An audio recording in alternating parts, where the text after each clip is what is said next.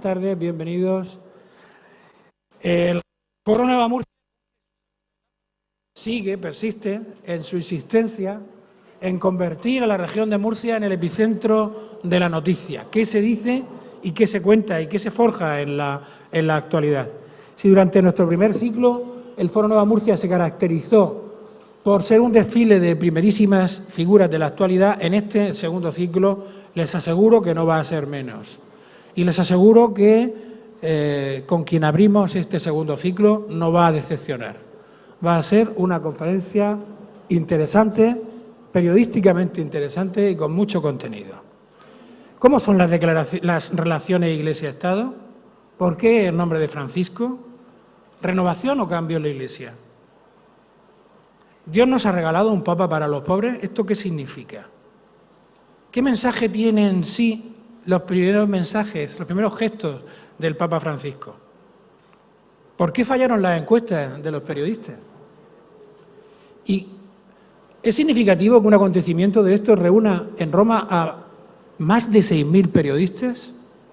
Bueno, todos estos argumentos y algunos más nos han llevado a pensar que Monseñor Cañizares será el hombre idóneo para explicarnos el intríngulis de la cuestión. Un día a un precedente, a un antecesor de nuestro querido obispo que hoy nos visita, que nos acompaña y al que yo saludo especialmente como fervoroso seguidor suyo de la Iglesia Católica. Yo soy católico, apostólico, romano y pecador en mis ratos libres. Realmente aquel obispo anterior a Monseñor, que se llamaba Ramón de Sanaúja y Marcet, un periodista le preguntó una vez, ¿qué es un murciano? Y el obispo se le quedó mirando y le dijo, un murciano es un intríngulis. Pues eso, para explicarnos el intríngulis está hoy aquí un intelectual de la Iglesia, un auténtico intelectual de la Iglesia como es Monseñor Cañizares Llovera. Pero mejor que yo hay un presidente del foro, yo solo soy del Consejo Asesor, ahí me quedo y ahí me quedaré, y el presidente del foro, como saben ustedes, es José Luis Mendoza, a quien cedo la palabra. Muchas gracias.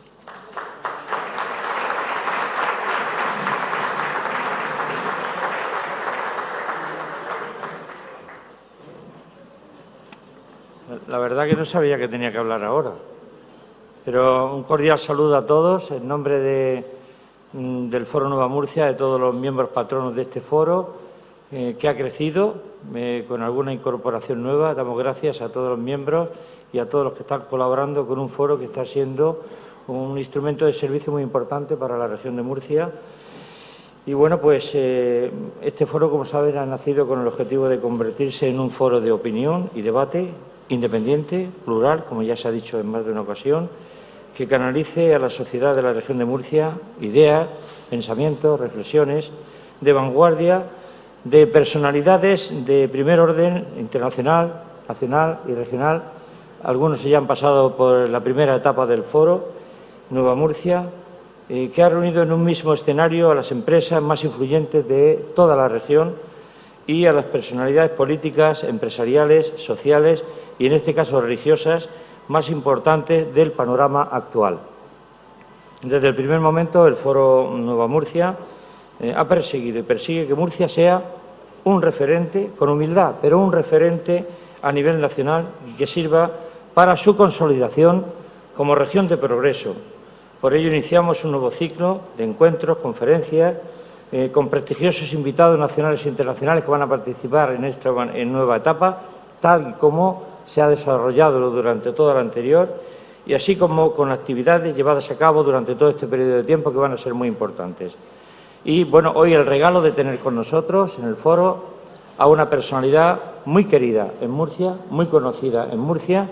Tuvimos la fortuna de tenerlo como administrador apostólico de Murcia y bueno, pues está como ministro del Papa, como prefecto de la Congregación para Culto Divino y Disciplina de los Sacramentos, nombrado por el Papa Benedicto XVI, gran amigo del actual Papa, al que conoce muy de cerca, y yo creo que su intervención va a ser un regalo para todos nosotros.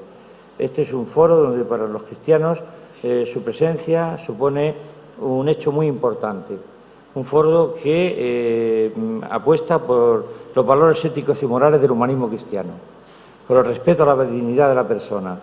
Y espero que su presencia entre nosotros sea un acontecimiento que deje una huella imborrable. Muchísimas gracias, buen provecho y que todos pasen una feliz tarde.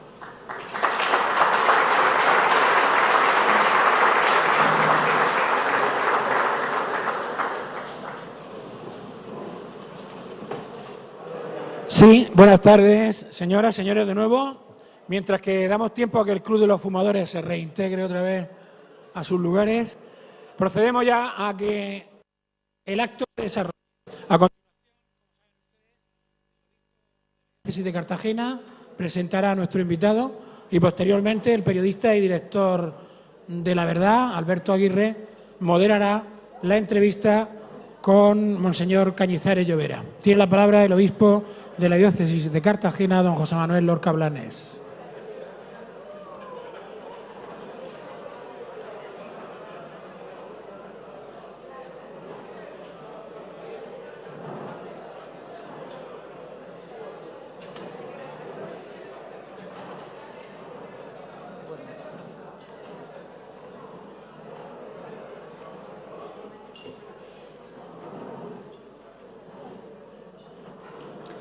Excelentísimo señor presidente y patronos del Foro Nueva Murcia, excelentísimas e ilustrísimas autoridades, señoras y señores, me cabe el honor de hacer una presentación del eminentísimo y reverendísimo señor cardenal, don Antonio Cañizares Llovera, una tarea bastante difícil por la tentación del presentador de volcar sobre la paciente audiencia un sinfín de datos, todos ellos correctos, ajustados a la más estricta verdad, pero si no hay equilibrio, la amenaza de una gota fría está asegurada, además del conocido fenómeno denominado desconexiones en serie, poco aconsejable después de comer.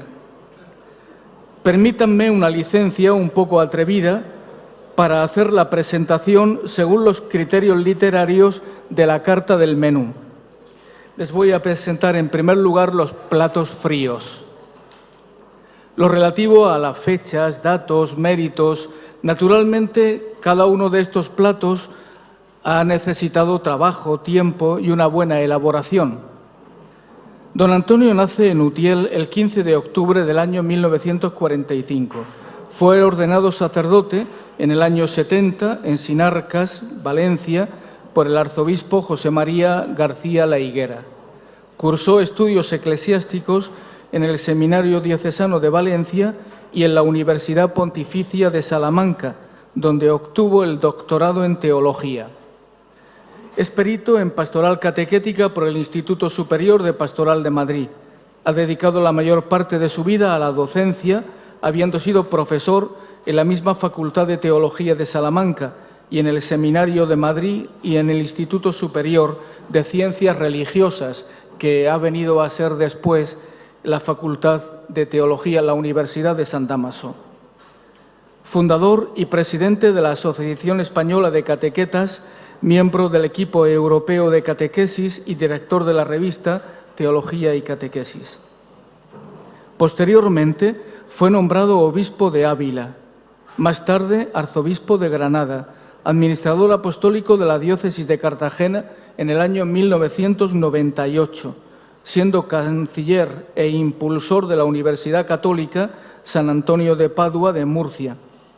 En el año 2002 fue nombrado arzobispo de Toledo, primado de España por el Papa Juan Pablo II, y el mismo Santo Padre le llama al servicio de la Iglesia como miembro de la Congregación para la Doctrina de la Fe.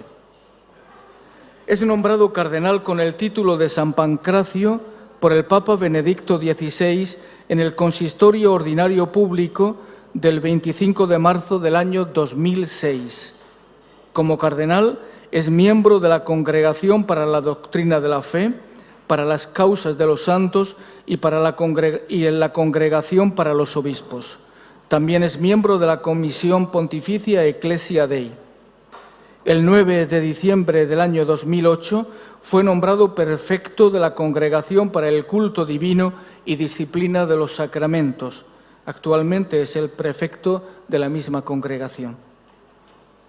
Tras la renuncia del Papa Benedicto XVI, es uno de los cardenales electores en el cónclave del año 2013, donde entra en la lista como papable. Los reconocimientos de su persona, su ciudad natal le ha concedido la medalla de oro del muy ilustre Ayuntamiento de Utiel y la rotulación de una avenida con su nombre. Es maestre emérito del capítulo hispanoamericano de caballeros del Corpus Christi de Toledo. En el año 2006 es elegido numerario de la Real Academia de la Historia en sustitución de don Antonio Romeu de Armas. La Real Asociación de Caballeros de Santa María de Guadalupe acordó por unanimidad concederle el premio Guadalupe Hispanidad 2008. Nombrado doctor honoris causa en varias universidades, por la Universidad CEU Cardenal Herrera de Valencia, por la Universidad Católica de Ávila, universidad que fue fundada por él mismo estando de obispo en Ávila. Universidad Católica de San Antonio de Murcia y lo es también por la Universidad Católica de Callao, en Perú. Honorífico de la Academia de Jurisprudencia de Granada.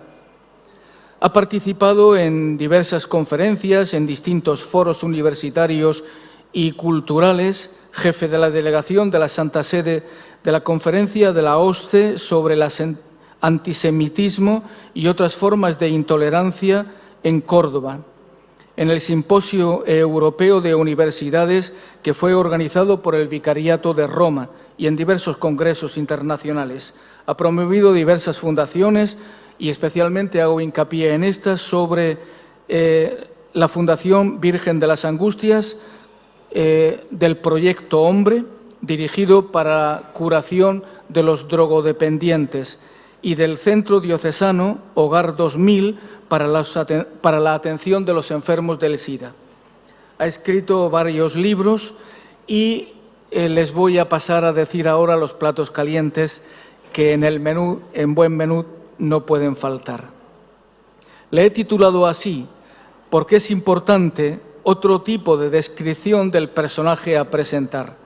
Me refiero a la dimensión que está más cerca del corazón, todo aquello que le es propio y que da sentido a su vida, pero que va más dentro, que en muchas ocasiones puede pasar por alto, porque nos solemos quedar en lo externo. Yo, por mi parte, les presentaré algunos datos que no aparecen en los currículum y que les ayudará a entender a la persona que tienen delante. Estos son caprichos del chef, con la seguridad de completar la oferta de la carta y que son necesarios, por otra parte, poderlos saborear y poder saborear este regalo de Dios que es don Antonio. En primer lugar, el lema que ha elegido para su ministerio episcopal y que aparece como señal de identidad es Fiat voluntas tua. Hágase tu voluntad. ¿Sería suficiente esto para ver lo que no le encontrarán nunca a don Antonio engalanado en su yo, que no quiere hacer su voluntad, no le importa el trabajo por hacer su voluntad, sino la voluntad de Dios. Y eso exige mucha dosis de humildad y sabiduría.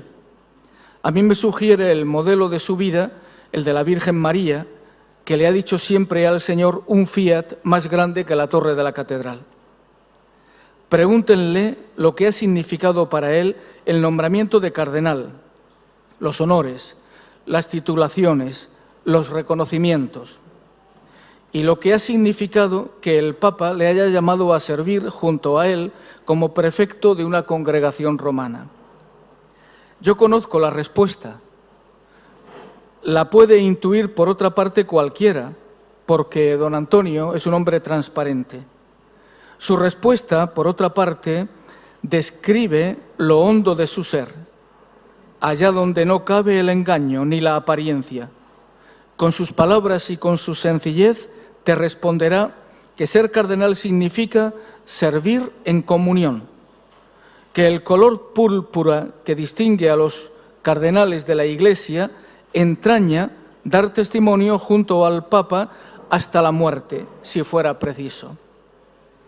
Ser cardenal para don Antonio es dar testimonio del Dios vivo, con Pedro, confesar que Jesucristo es el único Salvador, la única esperanza para la humanidad entera.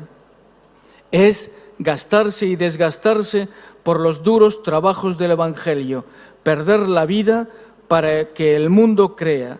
Es defender la dignidad del hombre, maltrecho y pobre en muchas ocasiones, porque si le falta Dios, le falta todo. El mejor regalo para una persona es que conozca a Jesucristo.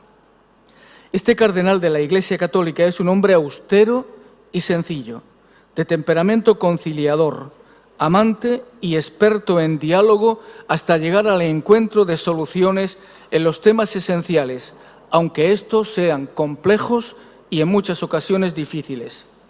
Tiene paciencia, sabe esperar, tiende la mano, defiende que el futuro del hombre está en Jesucristo, en la educación, en la familia, en la juventud, en la vida. Los que le conocen bien saben que no se dedica a la poesía, que no pierde el tiempo dando vueltas por el mundo de las ideas para no decir nada. No, cuando habla contigo va al grano, va a lo esencial. Él habla de lo esencial, aunque sea invisible a los ojos, porque la fe mueve montañas. Tiene a muchas personas como amigos. Su teléfono le suena a todas horas y no logra acertar con el botón de apagado. Conoce bien la realidad, a la que enjuicia con equilibrio y desde la verdad. En una buena comida no puede faltar el vino, mejor el de una buena cosecha, como el que hemos bebido hoy. Don Antonio, destápenos la mejor botella de la bodega interior que tiene, que estamos dispuestos a paladear las esencias con sabor a teja, como suelen describir algunas de las etiquetas de marcas de vino, y que estas tejas sean de tejas arriba o de tejas abajo, da igual porque le escuchamos con gusto.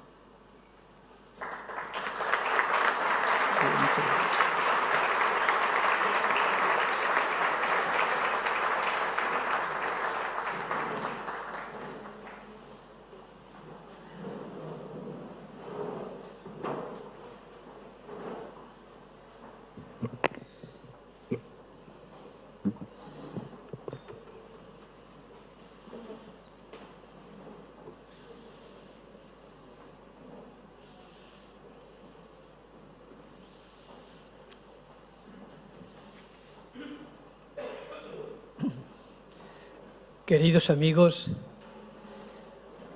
dejando a un lado los protocolos, así me dirijo a todos con esta palabra tan entrañable de amigos, porque me encuentro aquí en Murcia, entre amigos, y además también en una ciudad, en una región, en una diócesis para mí tan entrañable y tan querida. Me han pedido que hable en este foro, a quien le agradezco que me hayan hecho esta invitación, que hable pues, de esta iglesia en la que todos pertenecemos, que amamos sin duda ninguna, que hable de esa iglesia entre dos papas y en el comienzo de un nuevo pontificado. Con mucho gusto lo hago y además para sencillamente compartir lo que realmente es un verdadero regalo que Dios ha hecho a la humanidad en estos últimos días, porque son días. Hace poco más, un día más de 2 meses, el 11 de febrero, festividad de Nuestra Señora de Lourdes, Benedicto XVI anunció su renuncia al ministerio de obispo de Roma. Fue una decisión de grandísima importancia para la vida de la Iglesia y no exagero, si digo también que para el mundo. Una decisión tomada delante de Dios. Y delante de Dios había llegado a la certeza de que por la edad avanzada no se veía con fuerzas para ejercer adecuadamente su ministerio. Benedicto XVI, como hombre de Dios, en esa coherencia que le caracteriza, tal y como dijo en el libro Entrevista a Luz del Mundo, al renunciar no huyó ante los peligros del momento presente, por serios y muy graves que sean. No es de los pastores que huyan en el peligro y que lo afronte otro ese peligro. Nunca lo ha hecho, todo lo contrario. Siempre ha permanecido firme y ha arrostrado las situaciones difíciles. No pudo más, había llegado a esa decisión después de haber examinado ante Dios reiteradamente su conciencia. No es la presión de la opinión pública, no es la presión de ningún poder, no es la presión interna ni la presión externa. Simplemente, después de haber examinado ante Dios reiteradamente su conciencia y llegar a la certeza de que no tenía fuerzas para seguir desempeñando el ministerio de Pedro. Reconoció en conciencia delante de Dios con claridad que física, psíquica y mentalmente no podía ya con el encargo de su oficio y con plena libertad en su derecho y en su deber, según su propio pensamiento manifestado en dicho libro, anunció su renuncia.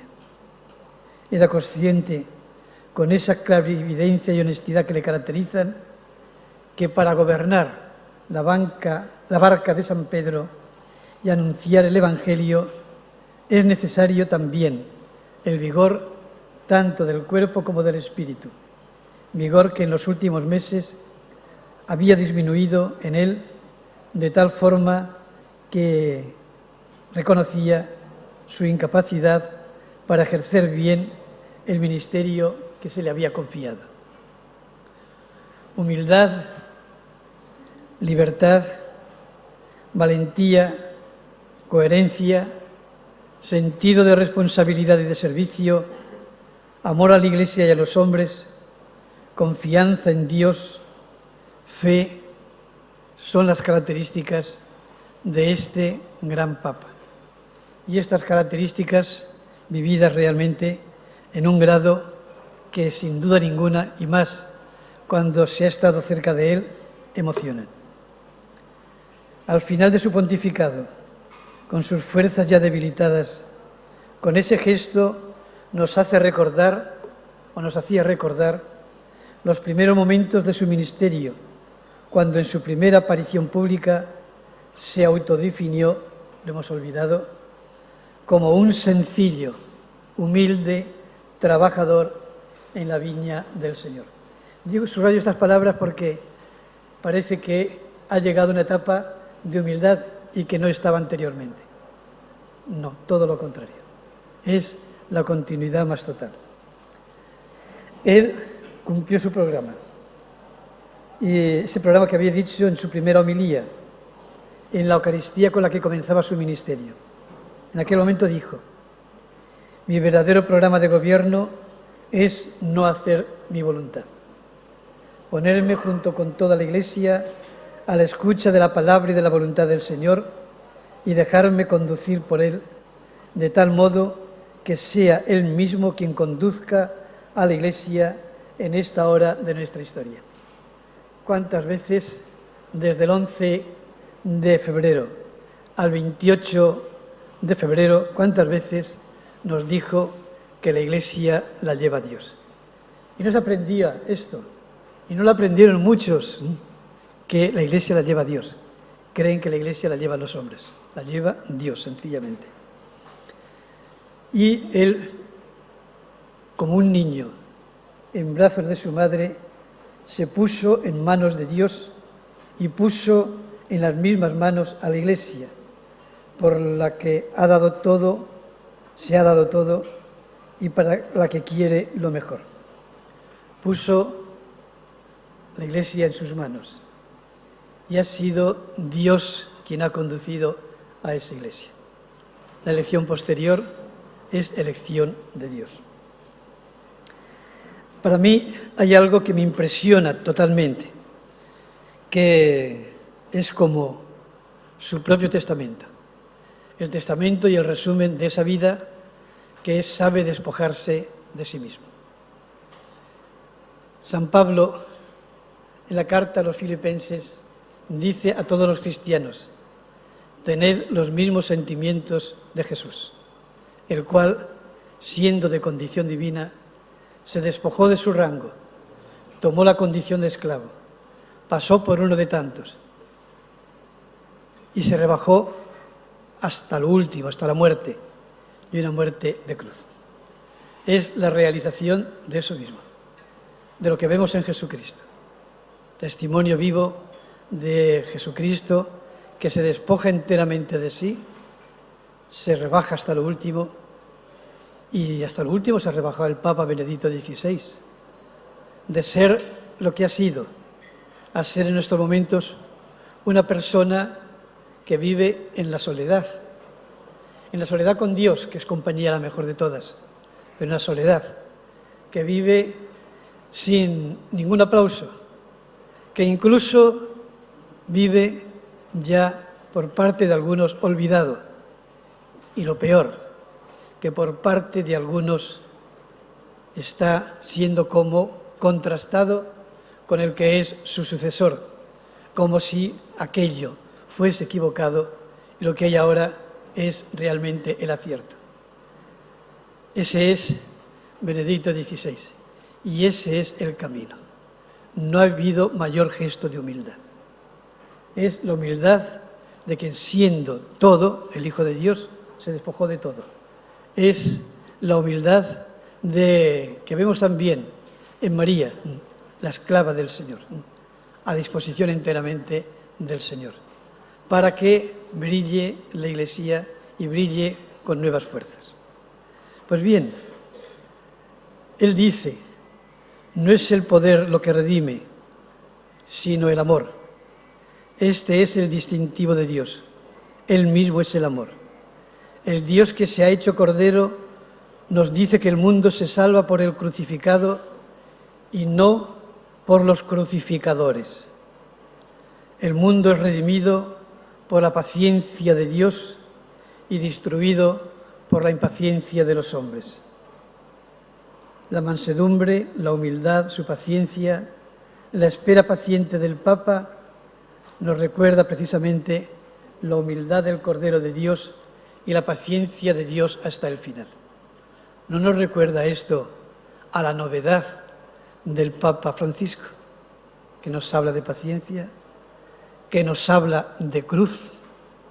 No hay intervención donde no nos haya hablado de cruz y de ese rebajamiento y de esa misericordia de Dios, de ese amor de Dios que vimos plasmado en el Papa Benedicto XVI.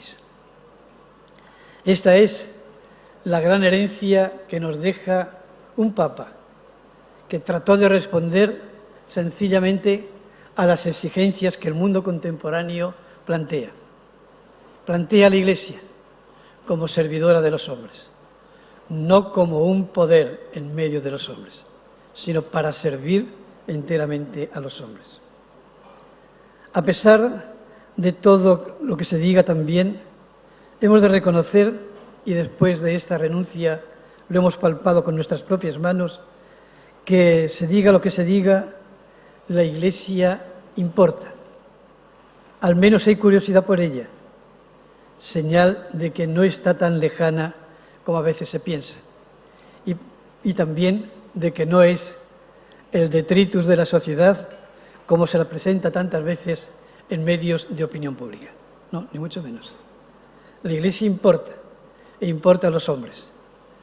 El que hubiese más de 6.000 periodistas cuando el Papa había ya renunciado y todavía se esperaba el cónclave, y ya el cónclave realizado, incluso elegido, indica que efectivamente no simplemente es una noticia para llenar páginas de periódicos, sino que es una noticia lo que ella representa, lo que ella ofrece al mundo.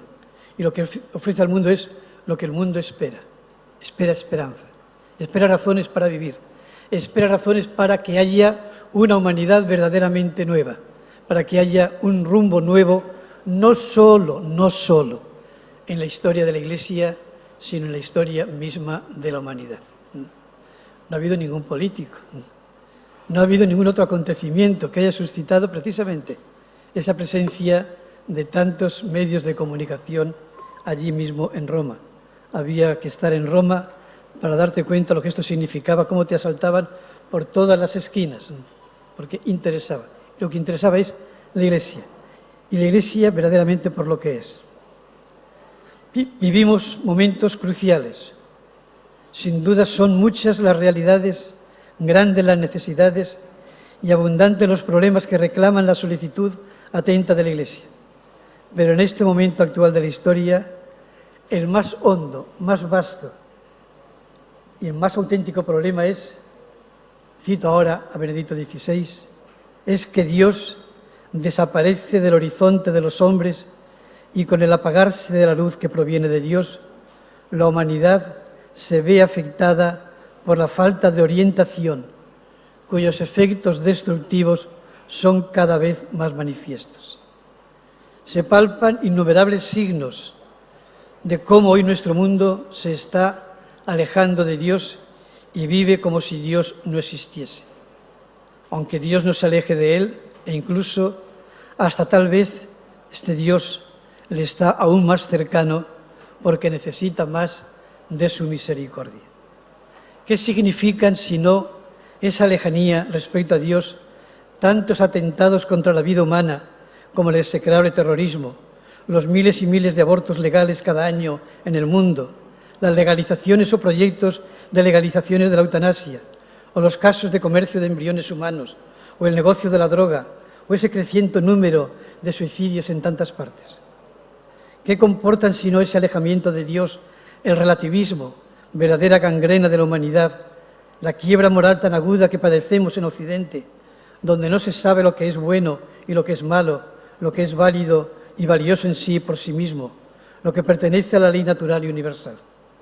¿Qué decir de la postura tan generalizada de nuestra cultura dominante, para la que parece la verdad no cuenta, o para la que no existe la verdad absoluta y universal, o para la que la afirmación de la verdad sea considerada como dogmatismo, fundamentalismo o fanatismo a extirpar? ¿Qué podemos decir ante la difusión tan generalizada por fuerzas tan poderosas, ocultas o oficiales, de la más insidiosa de las ideologías hasta el momento, como es la ideología de género, en la que Dios no puede contar en absoluto y donde el hombre desaparece? ¿Por qué la tan amplia y repetida vulneración de derechos fundamentales en una etapa de la historia, o la fuerte crisis que sufren hoy el reconocimiento y fundamentación de tales derechos, y al mismo tiempo la creación artificial de nuevos derechos por las mayorías parlamentarias o grupos de opinión con amplio poder o intereses? ¿No son también reflejo de ese olvido de Dios las formas y modos con que se está tratando a la familia en tantas partes del mundo, a la que se le quiere desvincular de su fundamento natural, que es la unión infiel e indisoluble del hombre y de la mujer, abierta a la vida, como ha sido desde el principio? ¿Qué intereses están detrás de tantas campañas orquestadas contra la Iglesia, sino que, debilitada su credibilidad, no haya voz ni signo en el mundo que nos recuerde el santo nombre de Dios, su presencia en nuestra historia? Podríamos seguir planteando interrogantes y referirnos a otras múltiples realidades. Nos llevarían a la misma realidad. Tras estas situaciones graves está el olvido de Dios, la ausencia de Dios, el caminar en dirección opuesta a Él y a su voluntad. E incluso están proyectos sociales para los que Dios debería desaparecer de la esfera de la conciencia de los hombres y del espacio público. Y aquí tenemos las raíces de ese secularismo y laicismo sociológico reinante. Y ahí también tenemos ese vivir sin que Dios cuente en la vida de uno ni en la sociedad, conducirse a vivir como si Dios no existiera. Y también, incluso en estos momentos, único en la historia, no faltan quienes consideran que la afirmación de Dios es causa de división y de enfrentamiento. Detrás de las guerras, detrás de la violencia, está la realidad divina. Eso piensan algunos y así lo difunden. Si eso no es el gran drama de nuestra época, ¿dónde hemos de buscar realmente las raíces de lo que nos acontece? Es reflejo de la pérdida o debilidad del sentido de Dios. Y es esa fragilidad con que se vive la experiencia de Dios y también, hay que decirlo, la debilidad para vivir la dimensión pública de la fe. La fe queda relegada al aspecto de lo privado. En todo ello está la clave de lo que nos sucede. Esto conduce a la destrucción del hombre y aboca a una humanidad sin futuro. Lo que como consecuencia de todo esto está en juego es el hombre. Es el hombre. E incluso los proyectos que se están viendo, forjándose de futuro, proyectos economicistas, por encima de todo, el hombre no cuenta. Y si el hombre no cuenta, todo es posible. Y la Iglesia, precisamente, se siente responsable y se siente además llamada a avivar su fe. No es casual que haya sucedido la renuncia de un papa y la elección de un nuevo papa precisamente en el año de la fe, donde hay una llamada a que la Iglesia viva su propia identidad, que es una Iglesia que se asienta sobre la confesión de la fe. Por eso, la prioridad que el Papa, con su renuncia, Benedicto XVI con su renuncia, nos señala, y lo que marca el horizonte y el norte de una nueva elección es que la prioridad que está por encima de todas es hacer presente a Dios en este mundo y abrir a los hombres el acceso a Dios. No a un Dios cualquiera, sino al Dios que habló en el Sinaí, al Dios cuyo rostro reconocemos en el amor, en la misericordia llevada hasta el extremo en Jesucristo crucificado y resucitado.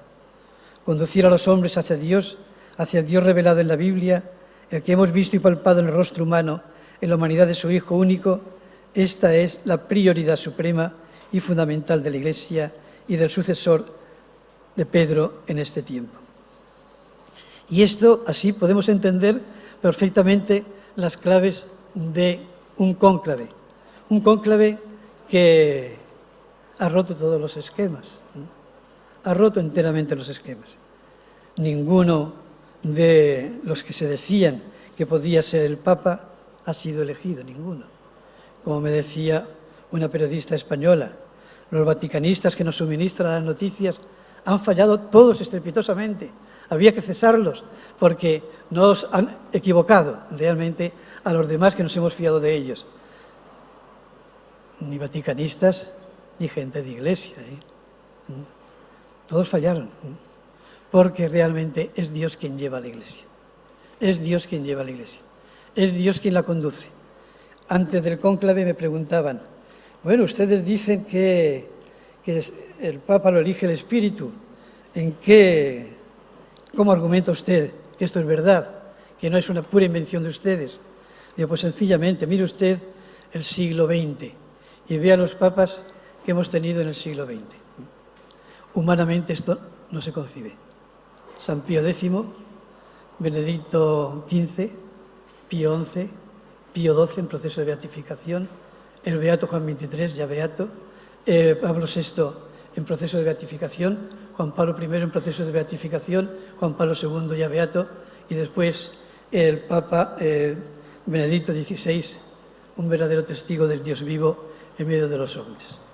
Ve usted si esto se explica humanamente. Imposible, imposible. Por eso hay que leer la historia con los ojos de la fe, y creo que es una llamada a ver con estos ojos la realidad de lo que nos sucede. Que son la gente sencilla los que se han dado cuenta. son la gente sencilla los que han acogido a un papa, quien sea. No sabían quién era el cardenal Bergoglio. Incluso cuando salió la Fumata Bianca, hasta que salió el cardenal Torán a decir quién era el papa elegido y cuál era su nombre, nadie sabía, pero la gente aplaudía, porque tenían ya papa, alguien que les confirme en la fe, alguien que realmente les suscite y les fortalezca en esa fe, sin la cual realmente no hay horizontes de futuro. Y por eso aplaudían, y por eso realmente ellos se sienten con este papa o con el que hubiese sido elegido llenos verdaderamente de esperanza. Se inició el cónclave el día 12 de marzo. Dense cuenta el día 12 de marzo que celebrábamos el aniversario de la canonización de Santa Teresa de Jesús, de San Ignacio de Loyola, de San Francisco Javier, de San Isidro Labrador y de San Felipe Neri. Como dicen los italianos, un santo y 4 españoles. Pero que españoles realmente, cierto. Pero el hecho es ese. El Papa fue elegido un día 13, que evoca las apariciones de la Virgen de Fátima. Benedicto XVI había anunciado su renuncia el día de la Virgen de Lourdes, la Virgen Inmaculada. Después, además, como he dicho, no estaba entre los hombres que se señalan como más firmes candidatos en los medios de comunicación social, ni entraba en los cálculos humanos, ni de dentro ni de fuera. Ha iniciado además su pontificado en la fiesta de San José, del cual es profundamente devoto. De hecho, lo lleva en su propio escudo, el nardo de San José. Es sencillamente el elegido por Dios. Y el elegido por Dios, además, ha querido llamarse expresamente como Francisco el de Asís, como el poverelo de Asís. Y es que todo es obra de Dios, manifestación de la gracia, todo es señal de que Dios es quien lleva a su Iglesia y la ama hasta el extremo. Quien haya seguido el cónclave desde dentro y desde fuera, con apertura de corazón y sobre todo con los ojos de la fe que penetra más el fondo, la realidad, habrán coincidido en que se trata de la elección de Dios. Dios ha elegido para su Iglesia un pastor conforme a su corazón, que como Pedro apaciente a esa Iglesia suya. Un pastor conforme, digo, a su corazón, que refleje el corazón de Cristo. Y no podemos olvidar que el Papa es jesuita. Los grandes difusores de la devoción y de la confesión de la fe en el corazón de Cristo. Un gran difusor de la espiritualidad del Sagrado Corazón en la misma Argentina.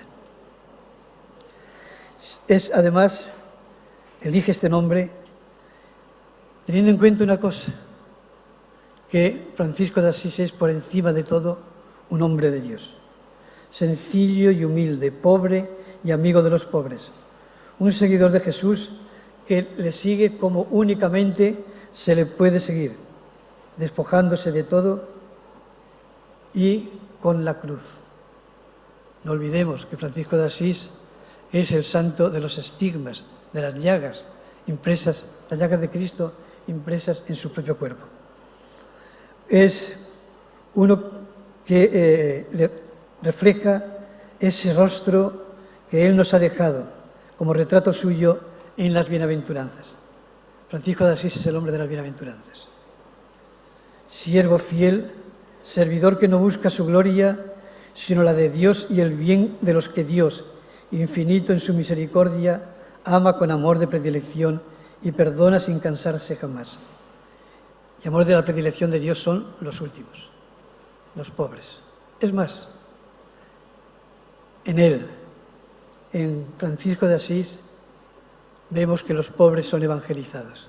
Ustedes recuerdan cuando llegan los discípulos de Juan y le preguntan a Jesús, ¿eres tú el Mesías o hemos de esperar a otro? Y Jesús responde, id y contad lo que estáis viendo y oyendo. los ciegos ven, los cojos andan, los leprosos quedan limpios, a los pobres se les anuncia el Evangelio. La señal de que Cristo es el Mesías, la señal de que Dios nos ha visitado y ha puesto su tienda entre nosotros es precisamente que los pobres son evangelizados. Y los pobres tienen muchos rostros. Es el rostro del dolor, es el rostro del sufrimiento, es el rostro del despojamiento, es el rostro de la crucifixión, es el rostro de los que no cuentan, es el rostro, en definitiva, también de los pecadores, de los que caminan por la vida sin sentido, sin esperanza. Es el rostro, en definitiva, también de los que no tienen a Dios, que es la mayor de las pobrezas. Y el Papa Francisco, al elegir este nombre, nos está diciendo que se cumplen también hoy que los pobres son evangelizados. Y sobre todo, y él lo ha dicho, la mayor de las pobrezas que puede haber en estos momentos es no tener a Dios. Él viene a evangelizar. Ha sido elegido un Papa que viene a evangelizar. Nos está diciendo constantemente esto. Lo decía ya también en la diócesis de Buenos Aires. Salid afuera, id a la periferia, id a donde están realmente los necesitados en el cuerpo o en el espíritu para que experimenten algo que es tan fundamental, la ternura de Dios, la ternura de Dios, la misericordia de Dios. El amor de Dios, pero un amor misericordioso, no un amor platónico, abstracto, no, que tiene piedad y compasión de las miserias humanas. Es más, que asume las miserias humanas y se identifica con ellas. Un Dios que siempre está dispuesto a perdonar y a traer el perdón. Eso es la nueva evangelización, anunciar esto, hacer presente esto con obras y palabras, con signos. Y le está ofreciendo toda esa serie de signos. Y lo está ofreciendo no para decir, bueno, vamos a hacer ahora una campaña de publicidad porque no soy conocido y esto va a caer bien. No, ni mucho menos. No hace ninguna campaña de publicidad. Y además, lo que está haciendo y diciendo no es para él simplemente, es para toda la Iglesia. Nos está llamando a que toda la Iglesia sea la Iglesia de los pobres, como dijo él también, como le dijo a los periodistas, cómo querría que la Iglesia fuese pobre y fuese la Iglesia de los pobres. Los pobres en ese sentido amplio que son el sentido de las propias bienaventuranzas, para que sean evangelizados, para que reciban la buena noticia que aliente la esperanza de los hombres. Él muestra a un Dios que es sencillamente misericordia. ¿Cuántas veces ha hablado en el poco tiempo que lleva como Papa de la misericordia y de la paciencia misericordiosa que Dios tiene con nosotros?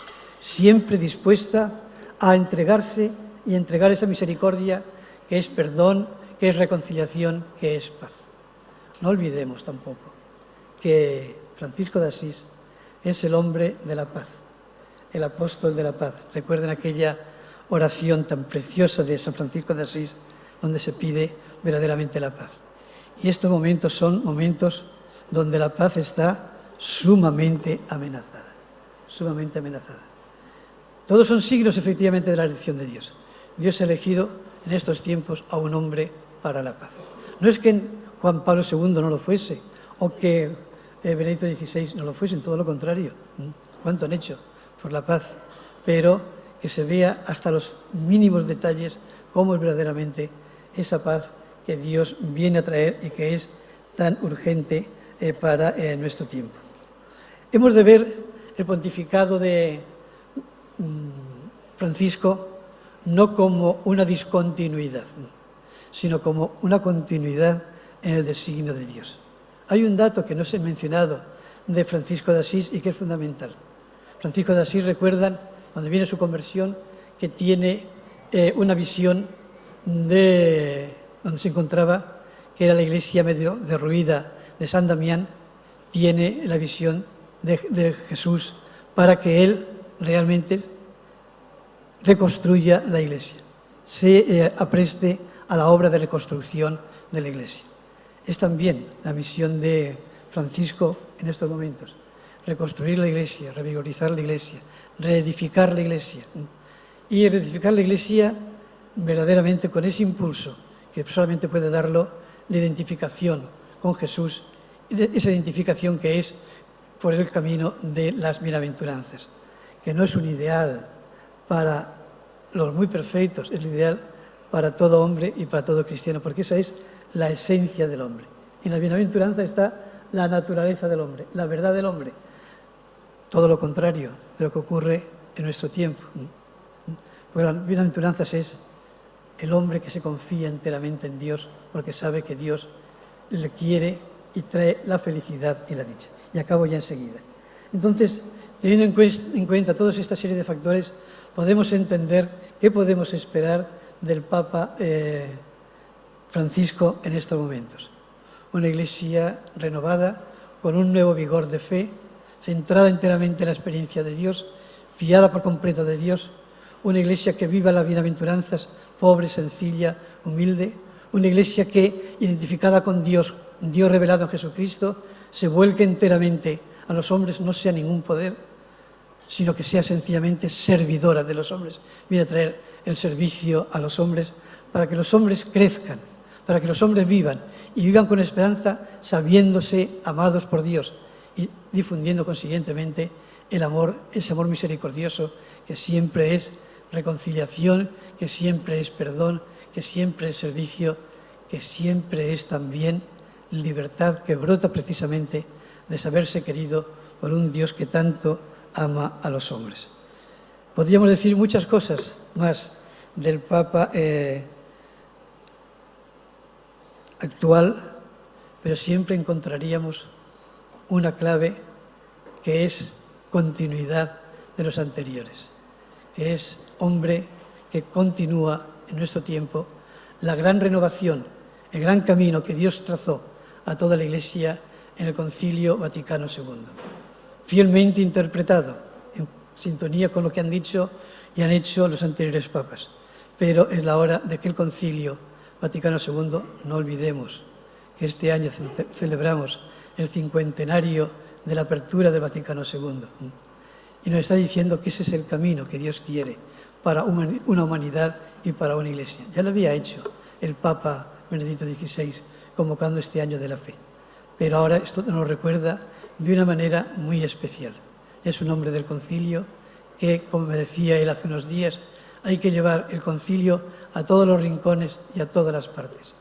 Y en esto, y con esto acabo, no es posible llevar a cabo la renovación conciliar si no nos zambullimos de verdad en la Eucaristía, en la liturgia.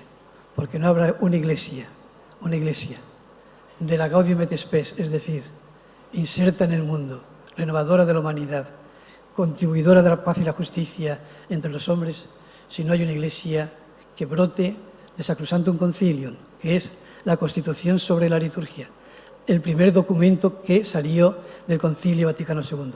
No habrá una renovación de la humanidad si no es desde una nueva experiencia de Dios y desde un ahondamiento en lo que significa esta experiencia de Dios y siguiendo a quien nos ha revelado ese rostro que es su Hijo Jesucristo. Muchas gracias.